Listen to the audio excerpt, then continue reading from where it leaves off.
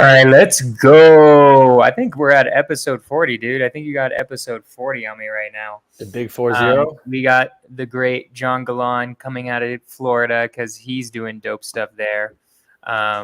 Doing all sorts of crazy stuff. You said you're there for Scale and Escape? Yeah, we're here for the Scale and Escape event, which is Friday to Sunday. Nice.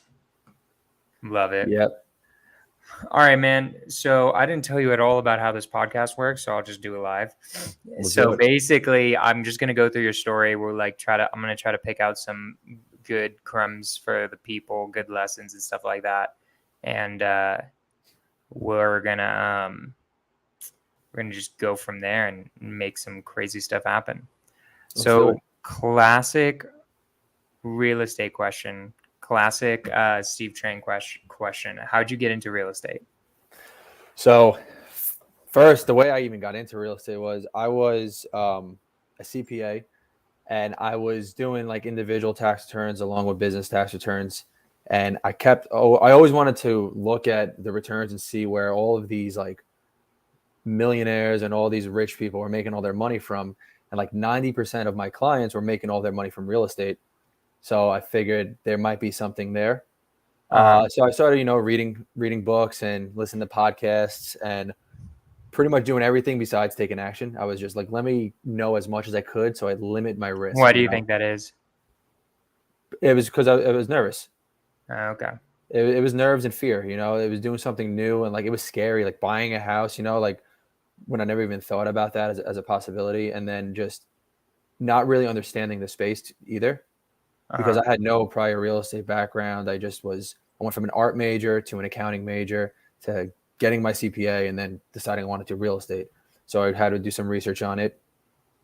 And and then eventually all that research came to be like 3 years down the road. I still didn't do anything. And then I found out about Jamil through Pace was on a Bigger Pockets episode.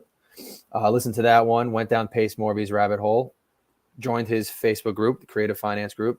And then as soon as I joined, the day after, the advertisement for Secret Agent Challenge 1.0 was posted in their group. So I joined it. And then that was my first introduction to like wholesaling and Jamil and Astro flipping. And pretty much I joined Astro like 2 weeks after the Secret Agent Challenge. Love it. So let's start with this though. So what were you doing before real estate? Before real estate, I was doing tax returns and audits.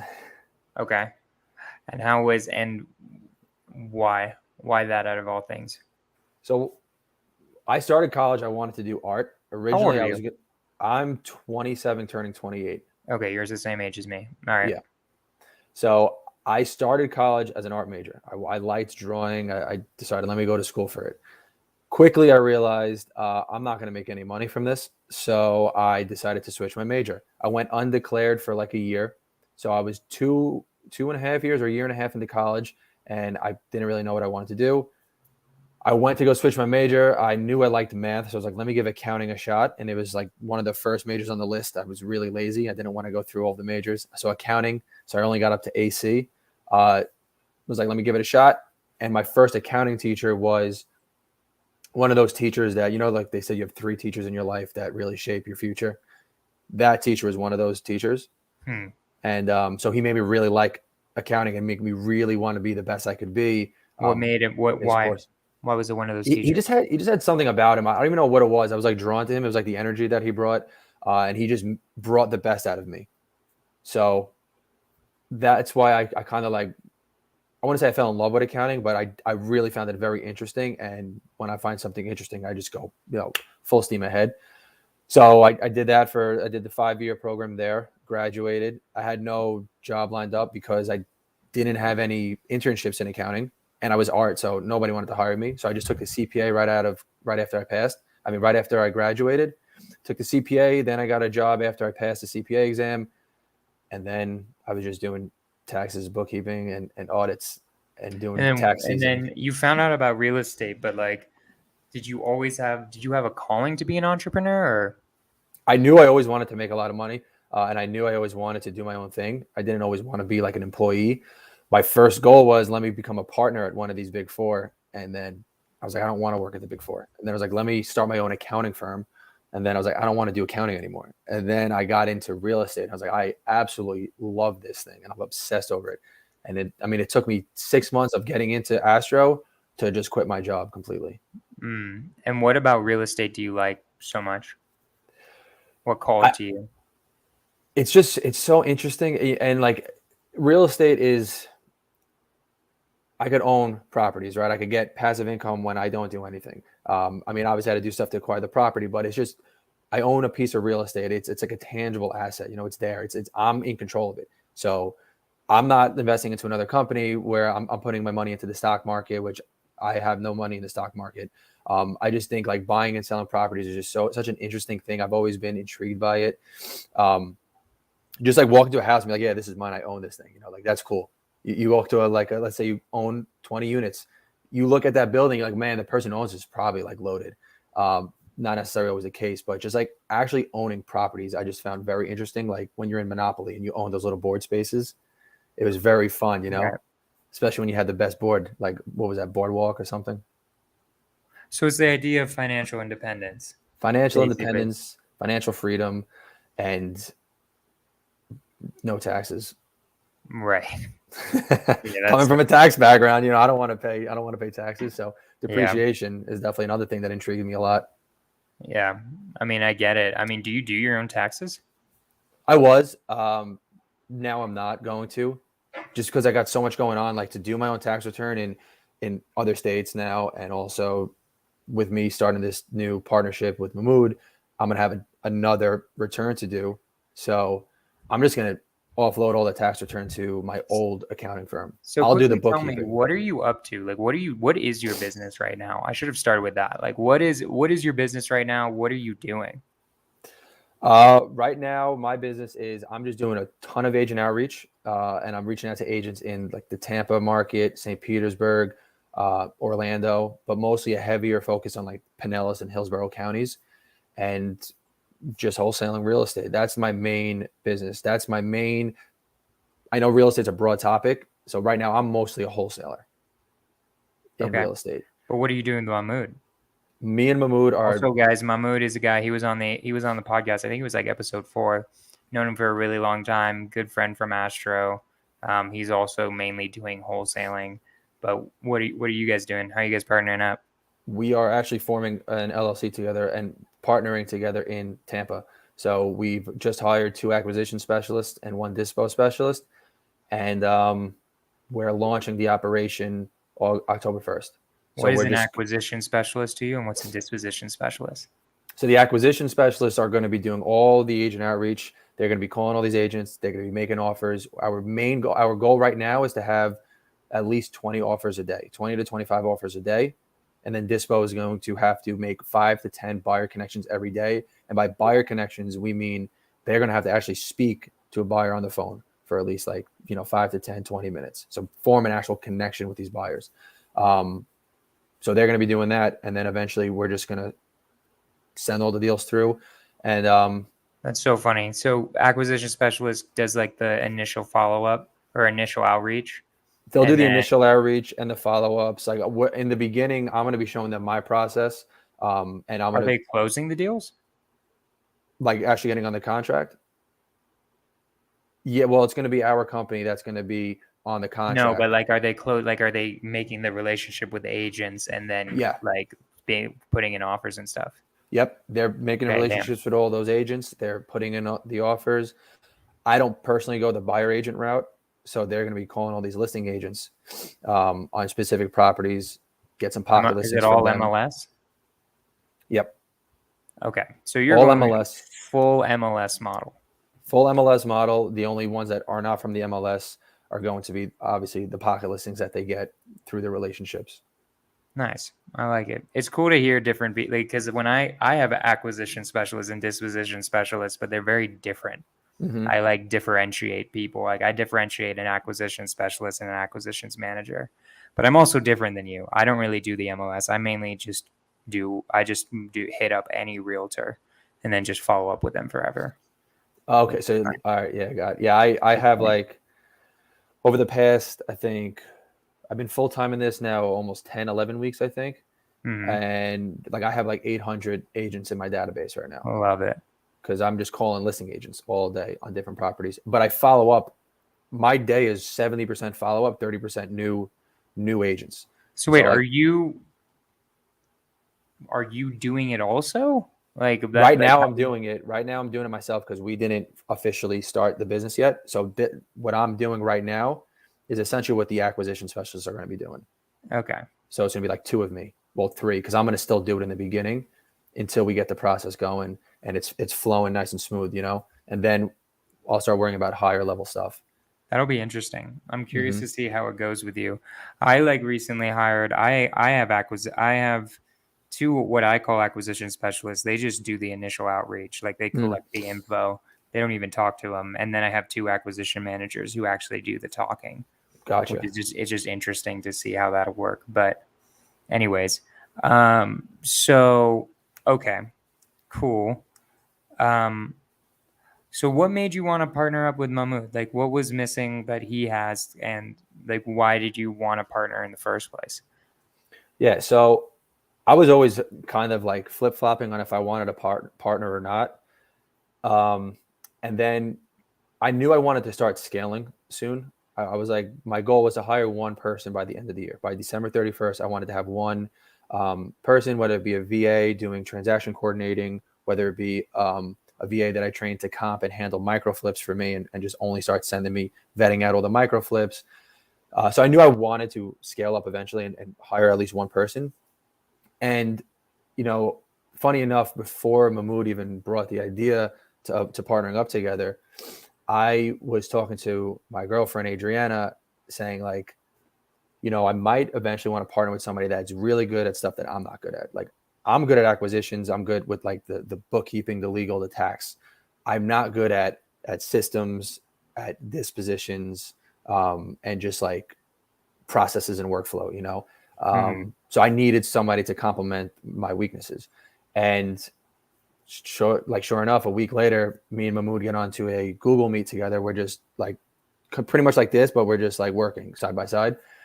And then he brought up an idea about, hey, after pretty much the secret weapon challenge, we both kind of were like, hey, maybe we partner up and get something big going in the Tampa area. And so what made you choose him? Like, how does one find a good partner? I mean, if you know Mahmoud, Mahmoud's an absolute savage at what he does. So that was a, first thing. But second thing is like, Jamil always says it too, like, don't pick like yourself as a partner. You don't want somebody that's good at what you do. You want somebody that's good at what you can't do. And Mahmoud, all of my weaknesses are his strengths. Right. And all of my strengths are his weaknesses. And we both saw that, and we saw that pretty quickly. And we kind of brainstormed on it, and we were like, let's do it. Love it. So and it just felt like, when it feels like something's right, like you feel the energy there. You're like, you have feeling in your gut, like this is something we should be doing. And it's like an opportunity that if we don't take this now, I know it's going to be a missed opportunity in the future. I like it. Cool. All right. And then, so awesome. I like it. It's interesting. So what are your goals, man? Like where are we going with this one? So our goal is pretty much after 90 days, we want average month to be 100K a month. But the main goal is we want our company to be the #1 wholesaling operation in the Tampa market. Nice. We want a slow month eventually to be around $1 million a month. Nice. So big goals, but we both have a burning desire for it, and we both are very intentional of what we're doing. And there's literally zero doubt in our minds that this is going to happen. Nice. I love it. That's cool. So is it just building a huge wholesaling company right now? That's like the biggest goal? Yeah. So like the overall like 10-year goal is to build a large enough wholesale operation to where it's essentially passive for me, and acquire 5,000 doors. Nice. Love it. That's cool, man. I love the grind. I love the ambition. It's going to be fucking freaking sick to watch the whole thing happen. So you just quit your job very recently. June 23rd. I love it. So what, why now? So I knew I wanted to quit because after 4 busy seasons, I was like, I love snowboarding. It's one of my favorite things to do. And I couldn't do it because busy season is January through April. And snowboarding season doesn't really start until like mid to late December. So I would only be able to go like 3 or 4 times a season. So I knew I wanted to eventually get out of tax season, and I didn't want to, especially when I like get older and I have a family. I didn't want to sacrifice the first 4 months of every single year to a job. And so I knew I wanted to quit soon, and I knew real estate was going to be my out. But before I founded like wholesaling and astro flipping, I thought it was going to be more like 5 years. I had to acquire enough doors to have passive income to substitute my active income before I could quit. And then I joined Astro, and it wound up being like 5 months before I quit. But I wasn't like, it's not like I substituted my income completely. I only did one deal before I quit. Okay. I did one deal. I got my first deal done the last day of tax season. So I started January 24th. It was the first day I ever took action. I circled it in my calendar. I wrote it down. I'll never forget. January 24th, 2022 was the first day I ever took action. And I told myself I want to get a deal done before April 15th or on or before April 15th. So I started doing that in the middle of tax season, waking up at 4 a.m, do 4 to 9 taxes, 9 to 1 real estate, 1 to like 9 o'clock, 10 o'clock, a little bit of both, but mostly accounting. And then April 14th, I assigned a deal, and April 15th, everything was signed and money was in escrow. So I got my first deal essentially done. It funded, I got paid out 2 weeks later, but I got it done on April 15th. Nice. But like, why the first deal? Like, what, like, was it like a promise you made it to yourself? Because what I'm like pressing on this is because there are a lot of people who are watching right now, or who will be watching, who are afraid of quitting their jobs. It's like a big thing. That W-2 check is like very comfortable. Like, what made you jump? So being able to get a deal done in the middle of tax season, like tax season is a very grueling time. To be able to balance both and then get a deal done, I was like, man, imagine if I was doing this full time, what I could do. And I was also doing it. So from April 15th, it ended, and I didn't quit till June 23rd.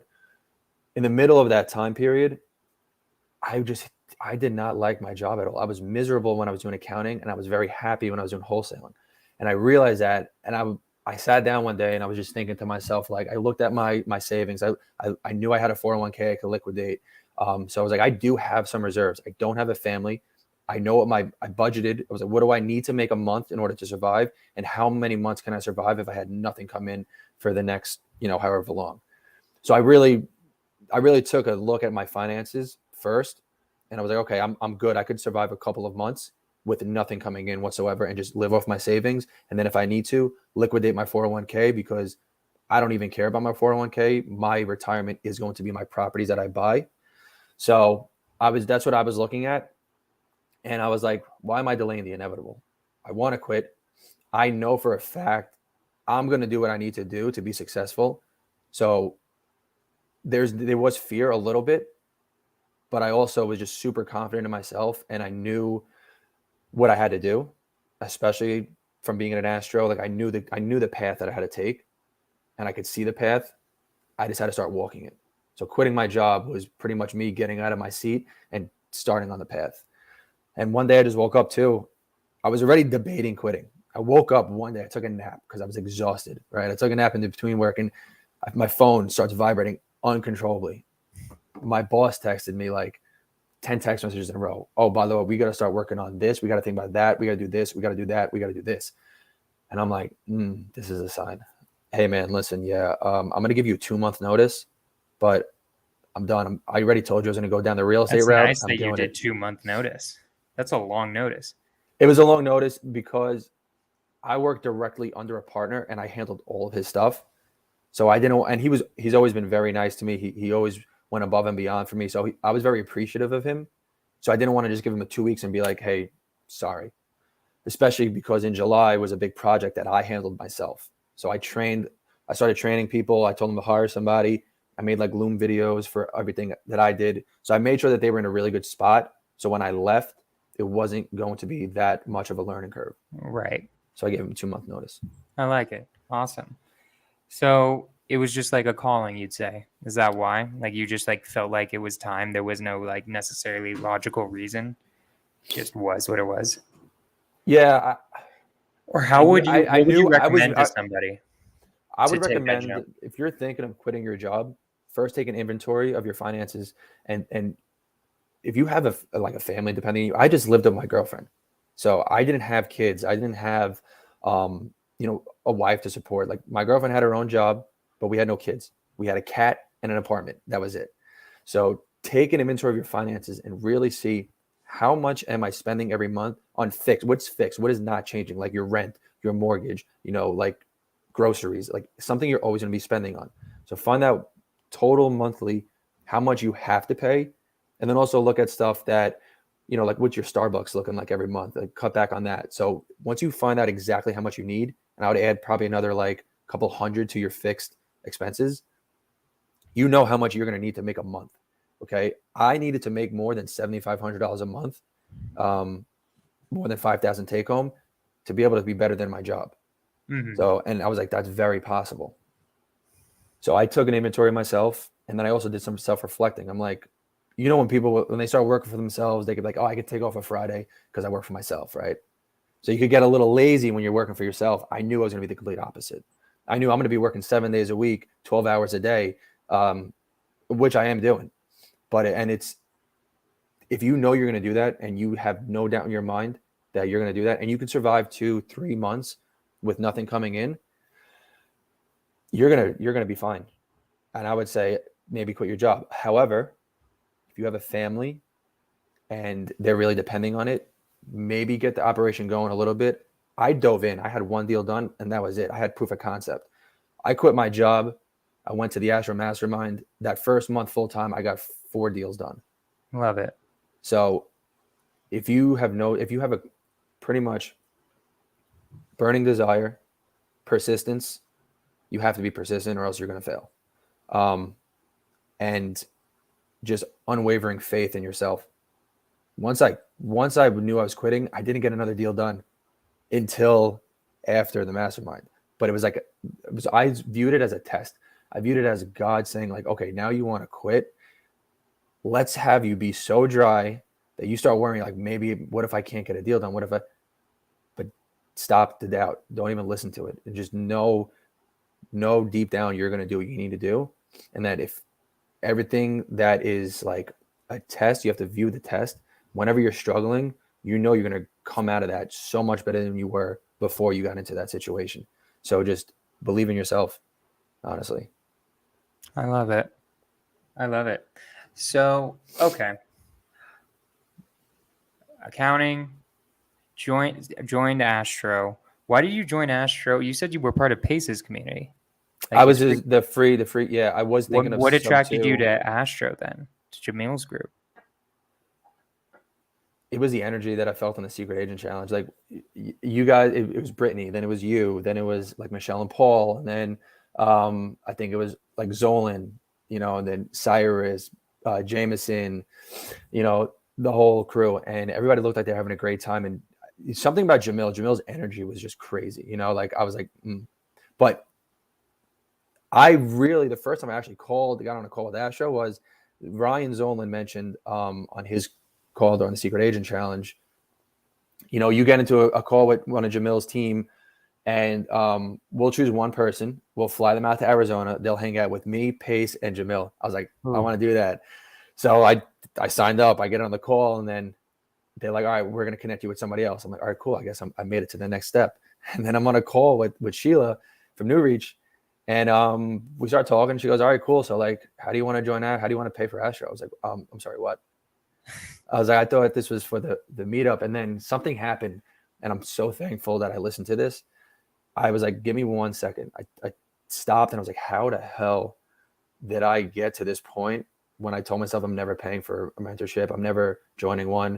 I was like, how did I even get here? And I just thought back on this series of events from like accounting from art, then switching to accounting, then not going the Big Four route, then not getting my first job offer, and then getting that job, and then pivoting, finding Pace the next day, finding Astro, and then getting on this call. I'm like, has to be a sign. It's not a coincidence.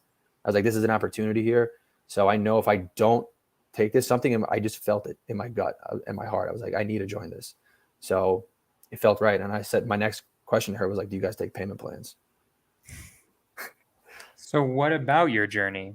Like what in your journey made you feel that way? Like it was just like The karma way or like everything happened. Like, so I went from, I didn't even want to go to this school, Oneonta. Okay. It wasn't even on my list. So I'm bringing you back to high school now. Okay. High school, I wanted to go to like FIT for art. And then I wanted to go to Albany because it was a party school. So I went to go visit, and one of my dad's friends said, hey, also take him to Oneonta. It's a really nice place. So I was like, all right, let's go. I went there. I fell in love with the campus. So I went to Oneonta. Okay, that starts the journey, right? Then I'm art in Oneonta. Decide I don't want to do that anymore. Then I go to accounting. Accounting then led me to real estate. But since I started out off as art, I had no internships, so I had no job, right? So then I took the CPA. After I passed the CPA, I got a job at a tax recruiting firm because I passed the CPA in February, so no accounting firm was hiring. So I'm at a tax recruiting firm. That led me to not want to be in the Big Four, and they got me 2 interviews. The first one I bombed, so I didn't get that job, thank God. Second one was a job I worked at for 4 years, and that led me to doing a little bit of everything, finding out about real estate, and then I just went down that path. And then I was listening to podcasts, and I'm on a ferry ride home one day, and I'm like, do I want to listen to this podcast? I was like, I don't want to. And then I was about to end it, and it was the one Pace went on. The first time I ever heard of Pace, it was that podcast. So I listened to the whole thing, and then I went down Pace's rabbit hole. Then I went to Astro, and then I'm like, yeah, I should be here. It's just a whole thing. And it connected with me too. I was like, every little thing happened for a reason. Me not getting that job, me starting off as art, me going to this college, like it all was connected, which I think eventually led me to Astro, because Astro is what's eventually going to lead me to achieving the financial freedom that I want, achieving all of the visions that I have in my head already. And I know because I felt something missing. And then once I joined Astro, it felt like that last puzzle piece was just put in place. Interesting. That's like a very interesting way of thinking about it, where it's like it's almost spiritual. Like, are you spiritual at all? Like, do you feel like it was like the universe or anything? Or do you just feel like, because it sounds like a journey as though something's guiding you, right? Yeah, I wasn't spiritual before. Then I joined Astro, and week one is all about mindset. And then I started really looking into it, and I really got into it. And like you see, like Napoleon Hill says, from Napoleon Hill to Dr. Joe Dispenza, it's all constant. It's all the same thing. And all these millionaires and billionaires, they all say the same thing, essentially. I visualized it. I felt it. I lived it before it happened. I meditated on it. My mindset is one of the key. And I just kept hearing it and hearing it and hearing it. And I was like, dude, so what were you thinking beforehand? Like before, because you weren't spiritual. Like, was it like, do you get what I mean? Like, it's interesting that you weren't spiritual, but also like you felt something drawing you. Like, what do you think that something was, or how were you rationalizing it, or what was like going on in the moment, I didn't feel anything drawing me. Once I was in a situation, and I'm like, wait, something just randomly clicked. I was always confident, always knew what I wanted to do. I never believed in like meditation, really. I never really believed in like, I believed in visualizing, but not to the extent that I do now, like manifesting. I was like, I was always the person that said, you can't just like say you can't just like think about doing something. It's just going to happen. You're going to have to put in the work regardless. I mean, that's still true. You still got to take massive action to achieve what you want. But like, I never meditated before I joined Astro, and I meditate every single morning now. And it's just like the clarity of mind, and then just like getting super laser focused on my main goal and my desire in life, So I didn't feel the pull. I didn't feel the calling when it was happening. Like I didn't feel it when I went to Oneonta, but maybe I did. Maybe it's that gut feeling, it's that gut feeling, that instinct. So like, I just felt it, but I didn't really pay any attention to it. Like as of like, I'm feeling something, you know what I mean? Like I didn't give it a name. I didn't like call attention to it. I just felt it. And I was like, it feels right. Let me try it. But I didn't know what that was until I really got like spiritual, and I focus on my internal environment more than my external environment, because this strong, everything else outside is going to be strong. Interesting. So was it books where you learned all that stuff, or was it more just like you kind of like felt it? Like when I learned it, like what I know now, like once I got into it, it was mostly podcasts. It's a mix of books and podcasts. Okay. So, Which ones? What do you recommend? So for books, Miracle Morning, Miracle Morning by Hal Elrod, Becoming Supernatural by Dr. Joe Dispenza, The Power of Intention by Wayne Dyer, Think and Grow Rich, and The Law of Success by Napoleon Hill. Those are all really good books. The Ed Milet podcast, one of my favorite podcasts ever, if not my favorite podcast. And then I would also look up clips on YouTube of like Wayne Dyer, of Eric Thomas, of Joe Dispenza, Louise Hay, all of those, exactly, and just listen to them. They all say the same stuff too, and I something clicked too. I was like, if Napoleon Hill wrote about this in like 1930 or whatever, and it's still being applied to this day, and Dr. Joe Dispenza, who's now studying the science of it, and is saying the same thing, like it's got to be true. Right. And then I started doing it and applying it, and like everything I've said I wanted to do so far, I have done. I wanted to get my beard shaved at the Clever Summit. I got my first deal done April 15th, and I got my beard shaved on stage at the Clever Summit. Tell people that story, because it's just also hilarious. Yeah, so it's why I know you, basically. Yeah, like we would have met at Clever Summit too, but like I wouldn't have, like it would have been just another guy in Astro. Not even just that. Like it's also just that it intrigued me to you, because it was like, oh, this is hilarious. This guy's hilarious, and he's doing like dope stuff. Yeah. So backstory on that was I used to whenever I had busy season, I would always grow my beard out and call it a busy season beard. So I wouldn't shave from January till April 15th. Hilarious. And then I joined that show, and it was around that time. So I told Jamil on one of our calls, I was like, hey, I'm not shaving my beard until I get my first deal done. And it was one episode of Wholesale Hotline where I brought a deal, and it almost went through. It was a multifamily deal for Jamil and Pace, but it fell through in Orlando. And then Jamil kind of brought it up, and Pace and Jamil were like, if he gets a deal done before Clever Summit, let's shave his beard on stage. And then I didn't think they were serious until Jamil told me, like, yeah, like I'm being very serious. And he came to the New York meetup, and it was like 2 weeks before, and he made a YouTube short, like, if you're not going to be at the Clever Summit, you're missing this guy get his beard shaved on stage. And I didn't do a deal yet, though. I didn't have it yet. It wasn't guaranteed. I was like, oh shit, I can't make him look like a liar. So I went hard for trying to get that first deal, and I actually got it done that day. But I got super intentional the last 2 weeks before. I wasn't that intentional the other 3 months before, but I got super intentional, and I felt it. I felt the razor on my face. Tell me about, like, because I've noticed that in people, like, that those challenges, like something like a challenge will really push you and motivate you to get something done. What flipped in your mind? Like, what did you start doing differently once you realized you were like, the spotlight's on you? I kind of changed like the subconscious thoughts in my head. It was really the biggest thing, because when I was doing it, I noticed myself saying, like, yeah, I would like to get a deal done before April 15th, but I am still in busy season, or once busy season ends, I'm going to definitely get a deal done. So I already instilled the doubt. Yeah, exactly. So I just started changing that and be like, no, man, I'm getting this done. I'm getting this done by that next weekend. I have to get this done. I am going to get this done. And I just changed it, and I felt myself be serious. So every deal I looked at, I'm like, this is it. This one's going to be done. This is it. And then I got that Vallejo deal, that one. Yeah. And I just, again, I felt it. I was like, this is it. This is going to be it. And it happened to be it. What happened with that one with me? Did I pass on it? I might have passed on it. No. So you were. Did I try to do it and I couldn't find it? Remind me, just because I'm curious. I remember you sending it. Yeah, but it's like hard for me to remember. And then the contract holder decided, once you had a buyer that wanted to walk it, I had a buyer that wanted to sign it. I was about to send the assignment, that they were going to take it down themselves now, creatively.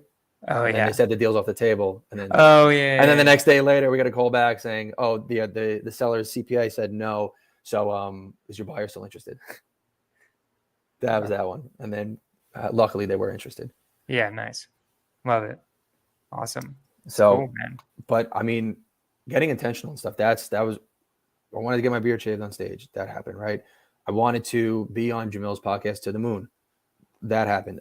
I wanted to speak at the next mastermind.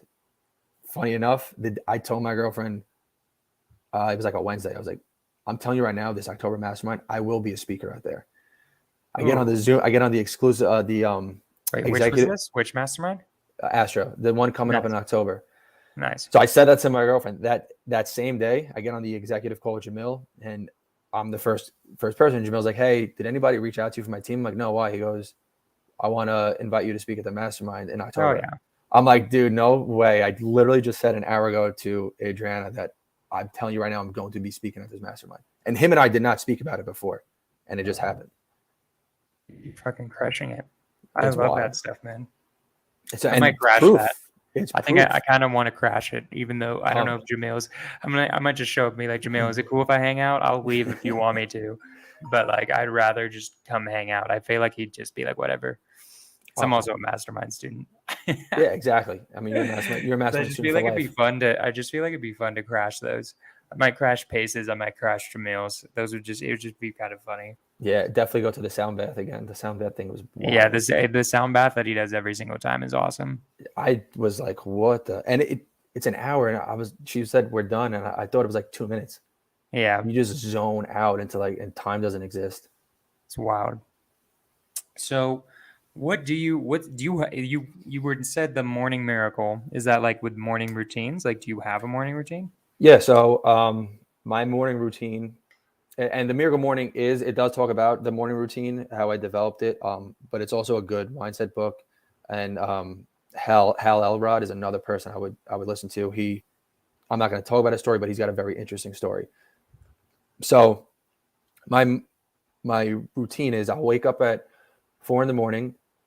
I'll sit down. I'll do a breathing exercise that I learned from Joe Dispenza, pretty much just taking the energy from like my lower chakra and bringing it all the way up to the top and then releasing, and then just pretty much getting all that energy up, pretty much your spinal cord into your pineal gland, and then up to the top of the last chakra on top of your head. So I'll do that for 5 minutes. Then I'll stretch for like 10 minutes. I'll do affirmations for 10 minutes. Then I'll go and I'll meditate and visualize for like 10 to 15 minutes. I'll journal, and then I'll read.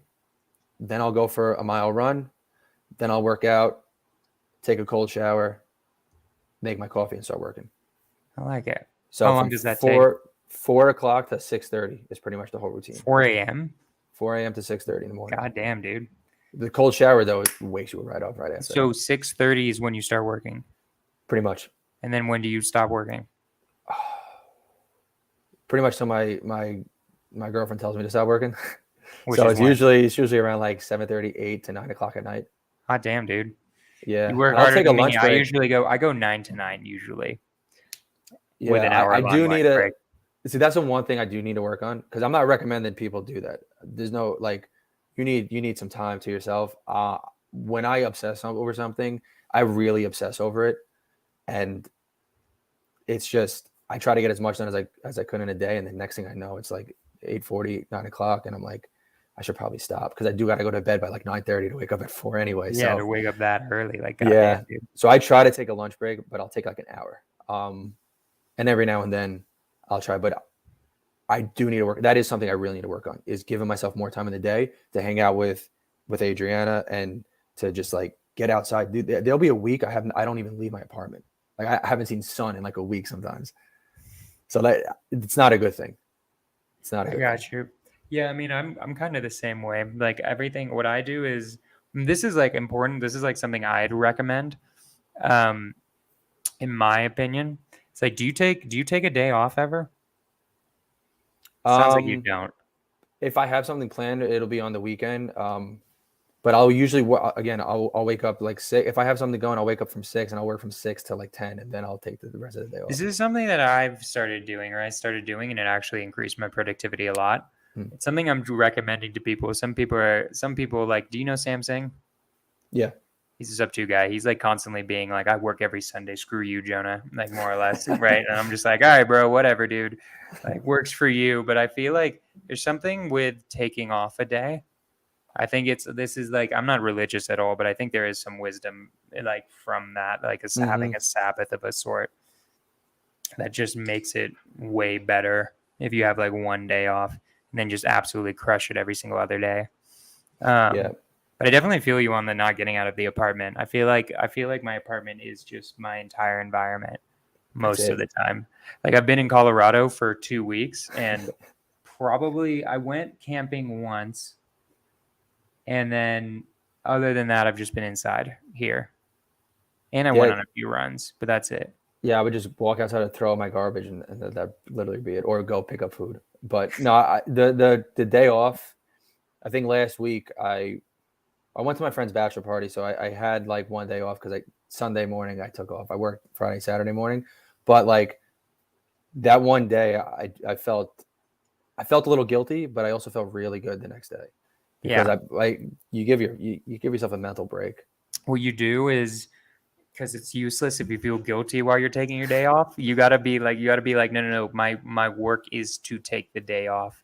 I like that. Some of my employees literally work on like longer than I tell them to. I'm like, stop it. Yeah. Don't do that. No, you definitely. I'm gonna start implementing this Sunday, and I'm gonna see how that goes. I'm gonna give it for a full month. It's just my advice. Like also like, or just be like Samsung or Pace or whatever, and just never stop working. Like certain people are like that, where like they just actually like can do that. Yeah. I just think normal human beings shouldn't do that. Yeah, no. I feel like Jamil does something. I bet does stuff like that. If I had to ask him, I don't think he starts working until 10 or something like that, 10 or 11. I could see that. Yeah, I could also use Sunday to like organize like it helps stuff outside of my business. That's also true. Like it's like a life day too. Exactly. Because like it's the day where it's like, okay, now I need to deal with like personal stuff. Like I got a stack of stuff, papers I have to look through to shred. Get the groceries done. Exactly. Yeah, like instead of start doing that. Because then once you pretty much like, it's like a bedroom, right? Like my bed is super clean, which is my business, but everything around there, there's clothes everywhere else, you know? So that's like the rest of my life. So I should take Sunday to clean my room because I'm doing Monday through Saturday, you know, literally and figuratively. Yeah, exactly. Laundry day too. I love it. So let's go through like your daily schedule. So we did your morning routine, which was cool. So 6:30, like what do you start doing work-wise? Yeah, so 6:30. If it's the beginning of the week, what I'm going to be doing is I'll go through like Privy, or you know, Zillow, or pretty much anywhere, because I get emails from Zillow on my top 10 properties for the day based on my previous likes, and I'll always like my subject property. So my distressed dated property, I'll like that. So Zillow knows which properties I like to look for. So every morning I'll get 10 dated properties that were newly listed. But I'll go through Privy and I'll pretty much just do my search. I'll look for my properties, and let's say I'll get like 60 addresses. I'll then go and I'll get the agent's cell phone number on all of those addresses and then upload that into my CRM. And if I'm done, I still have some time. If I have any leftover comps, I'll comp those. If not, I'll clear out all my emails. So it's pretty much me getting my agent call list ready for the next 2 days or so, and putting out any fires, like going through my emails, any micro flips I have to look at, any comps I have to finish. And then 9 o'clock hits. I don't care if I'm in the middle of a comp, I'm stopping. 9 to 12:30 is only agent outreach. I don't care about anything else. I'm not eating. I'll drink water. But if blinking, bro. Not even blinking. Only thing I'm doing is I'm talking and I'm looking at my screen in the property. So, but that's like church. 9 to 12:30 is church. And then I'll eat lunch for like an hour. Wait, are those intro calls? Did you say intro calls, or are they? So, I'll call listing agents on properties. So it's either going to be. You just call the listing agents on all the properties. Yeah. So I'll look at my close. So I'm using close CRM. So I'll look at how many follow-ups I have to do today. I'll get all those follow-ups done. So sometimes also in the morning, what I'll do is I could schedule texts. So if I just have to text an agent that I'm following up with, like, hey, hey, hope all is well. Just wanted to see if you had any data or distressed properties I could take a look at right now. Thanks. And, have a great week. And then I'll schedule that for 9, and I'll do that for any of those that I need to do.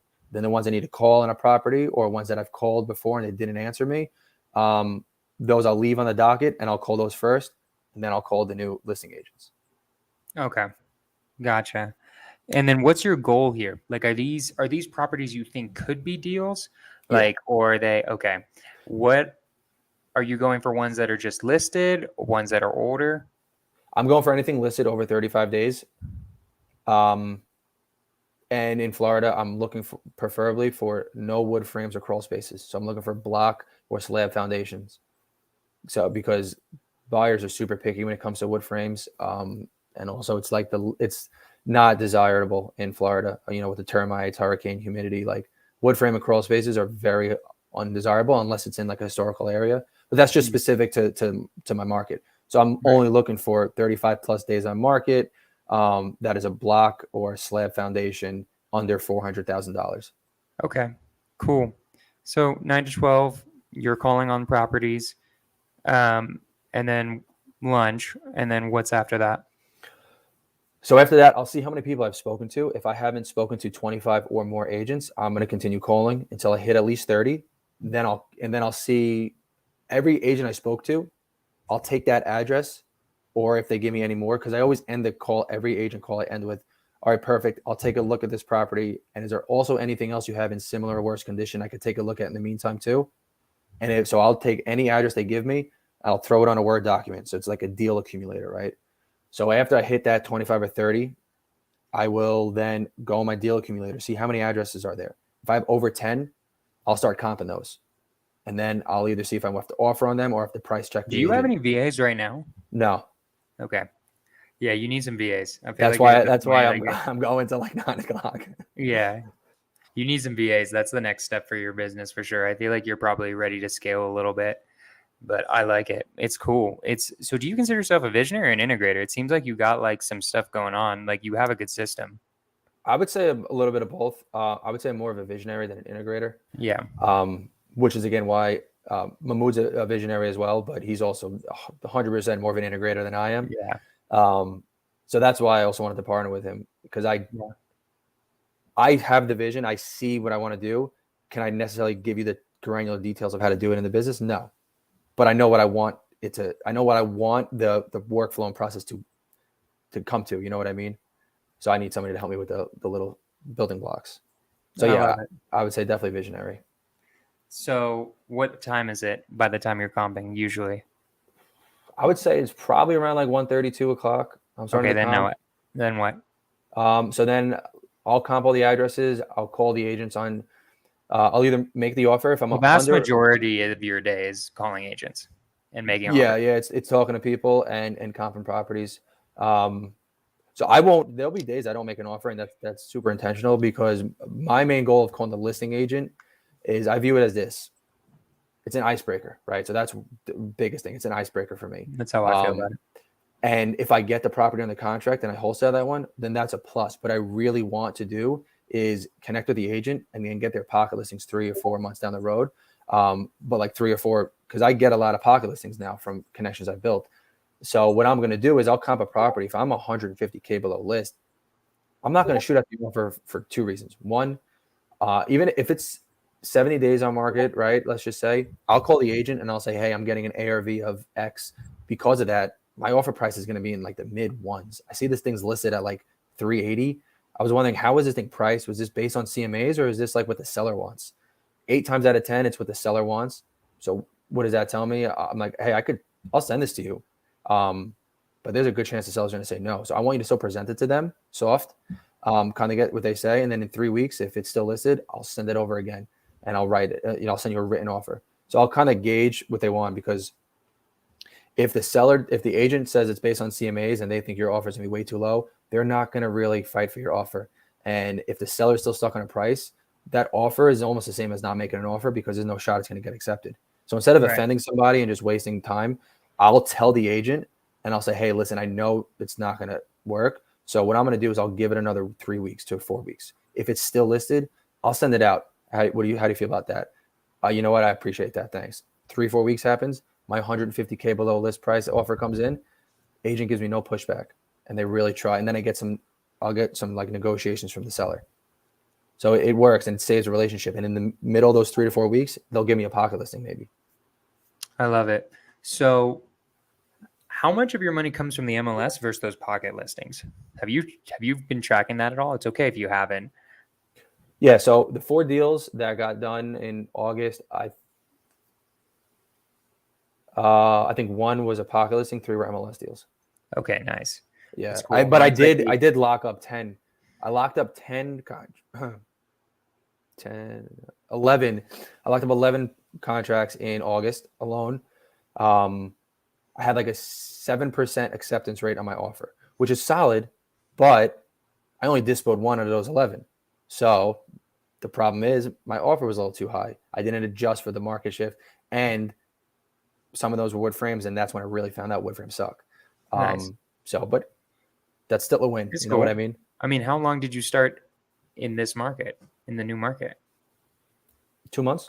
Yeah, like you have no idea what you're doing yet. That's okay. I had nothing. Yeah, exactly. That's cool. What were you saying about yours? I'm the exact opposite. Okay. I'm like 80% off market, 20% on market, but I have a very different strategy than you also. Like what I do is I don't even hit up the MLS. I don't look at the MLS. Like what I do is I just get every single agent's number and I follow up with all the agents and try to hit it before it even gets on the MLS. I'm going to add MLS soon. I need to revamp my systems a bit in order for that to work, but I'm going to eventually get back or try out the MLS. Just the issue is like my goals, I am at where I want to be with my wholesaling, which is just, I'm not like by next month, I'm aiming in the next 2 months to have a deal fully happen without my intervention whatsoever. That's my goal, right? That'll like be sweet. I have enough money goals. Like I'm doing fine money wise. Like my goal is almost not money related. It's much more time related because I'm about to switch to direct to seller again. That's more my main. You're gonna be doing the cold calls. I'm not going to be doing the cold calls. I'm not doing cold calls anymore. I'm for sure hiring like Start Virtual or something to do the cold calls. And I'll hire a lead manager. I used to do direct to seller. Like I've closed direct to seller deals before, but I really want to start owning properties, especially here in Colorado. That's like the plan. So it's start buying deals from Michelle. Yeah, because I got enough money from my wholesaling where I can start buying stuff. Astro people, the issue is it's never creative. Like I want to buy creative deals. I don't really want to. I don't like flipping. I don't like the idea of flipping. I flipped a house and I'm like, this is annoying. Yeah, I'm not. This is way more annoying than wholesaling. That's a one exit strategy. I don't think I'll ever really do. I have no desire to flip. You'll probably eventually do it. Like my plan, just since we're on the subject, is I'm waiting for the economy to crash and then all the good contractors have no work. And then I'll get into it because then I'll actually be chilling with a contractor who knows what he's doing instead of like hunting for ones that have nothing going on. And they have nothing going on for a reason. Yeah, well, yeah, exactly. Like they're probably terrible, which is annoying. So, okay. I love it. I love how like I forgot how new you are too. Like for some reason, like in my head, you had been doing it for longer, but I kind of forgot. Like you're pretty crushing it for the fact that you just started. The next part for you is hiring, which will be cool. Have you read The Who Method yet? No. You should read that book. It saved me in my list. That's a hiring book. It's the best hiring book I think created on earth. The Who Method? It's like it just teaches you how to hire people. I have the book and I have it bookmarked in certain places and I like bring it out for interviews. Do you take notes on books like when you read? Like highlighting stuff? Sometimes. I've never done that. I've heard people doing that. And like I was like, should I be doing this? Or it helps with like processing it, but also it's depends on the book, I think. Yeah, I think the good stuff sticks out. This one's not, I didn't write notes. I just bookmarked certain places where I'm like, I need to go back to this when I'm interviewing somebody. Trust me, it's going to save you so much goddamn money. I haven't needed to fire anybody yet because I follow it like step by step. And I definitely would have like, you learn, like I've got a really good filtering system for hiring people now. I probably say out of the resumes that come in, probably 90 to 95%. I'm like, I'm just not even interviewing this person. Because I can already tell they're idiots. I probably should have read that book like 2 weeks ago. Did you already start hiring? We filled the spots. Me and Mood and I, we went through the applications. Then we had 20 applications, I think, something like that. And I would say less than half, like maybe 40%, we brought onto an interview, and then we hired 3 people. Yeah, and don't worry about it. Like also, I mean, that's good to know for the People future, have though. quit. Like, I'm not Yeah. perfect. Like, people have quit. Like, I've had 2 people quit because they were like, I hate this job. And I'm like, all right, fair enough. Fair enough. It's not for you. Hate this You job. know, like certain, like people like just sometimes don't connect with the job anyways. I'm still ruining the day I have to fire somebody. So far, everybody's doing really good in the company. So it's fine right now. But I'm going to rue that day. That's going to suck. But anywho, so I love it, man. So it's getting it started in Tampa. How about like, so you have the goal of getting to 100K a month, but what's the process? Is it like really owning in on MLS deals? Is it focusing on Tampa? Are you going to just start in a bunch of different markets? Like, what's the process you're going to do to try to get there or to get there? So we're only focusing on Pinellas and Hillsborough County. So that's like Tampa, St. Pete, Clearwater, Palm Harbor, like all around like the west coast of Florida, like around the Tampa Bay area. Okay. We're going to have essentially going to try to get our acquisition specialists, with me included, to make 100 offers a week. So it's 400 a month. And our dispo, since they're going to be every day, they have to make 5 to 10 buyer connections. So our main goal is to have essentially like a Pokédex of all of the buyers. We're going to have all of the buyers. And if we find a buyer that we see on Privy like has flipped a lot of properties, but we can't find their names, we're still going to put that name on our list. So that's just like, that's one we got to find. You know what I mean?